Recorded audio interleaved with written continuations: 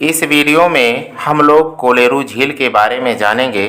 तो आइए हम लोग जान लेते हैं कि कोलेरू झील कहाँ पर स्थित है और इस झील की क्या विशेषताएं हैं। कोलेरू झील आंध्र प्रदेश में स्थित है। इसमें पहली बात है कि कोलेरू झील आंध्र प्रदेश में स्थित है। यह झील कृष्णा और गोदावरी डेल्टा के बीच स्थित एक मीठे पानी की झील है। ये जो कोलेरू झील है यह एक मीठे पानी की झील है। ये कृष्णा और गोदावरी ये दो नदियां हैं। इन्हीं दो नदियों के डेल्टाओं के बीच में ये पड़ता है। तो आइए हम इसे एक मानचित्र में देख लेते हैं। देखिए ये भारत का मानचित्र है और भारत के इस मानचित्र में ये वाला जो प्रदेश आपको दिखाई दे रहा है ये है आंध्र प्रदेश। तो आंध्र प्रदेश में जो है ये जो स्थान है यहाँ पे ये है आपका कोलेरू झील। कोलेरू झील यही है, यहीं पे पड़ता है। दरअसल में महाराष्ट्र से दो नदियाँ आती हैं। एक गोदावरी नदी आती है नासिक के पास से, इस तरह से ये आकर के बंगाल की खाड़ी में यहाँ पर गिर जाती है।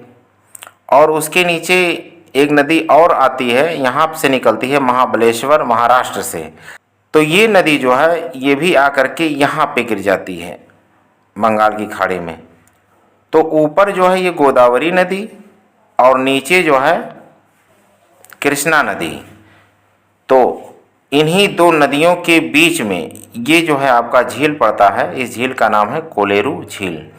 ऊपर गोदावरी, नीचे कृष्णा नदी और बीच में ये है कोलेरू झील।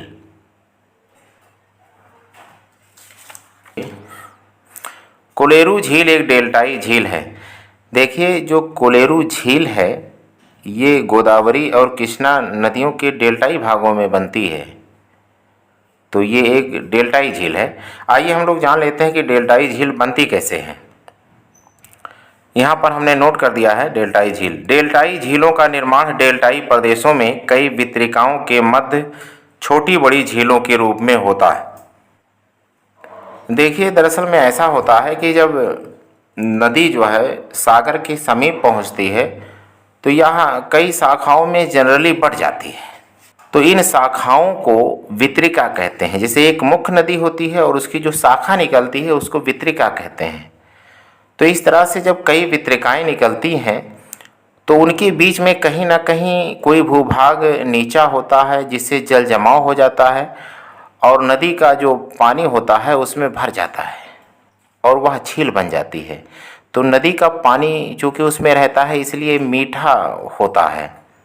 तो कोलेरू जो झील है वो इसी प्रकार की एक झील है, डेल्टाई झील इसको आप कह सकते हैं, चूँकि यह झील नदी के डेल्टाई भागों में बनती है।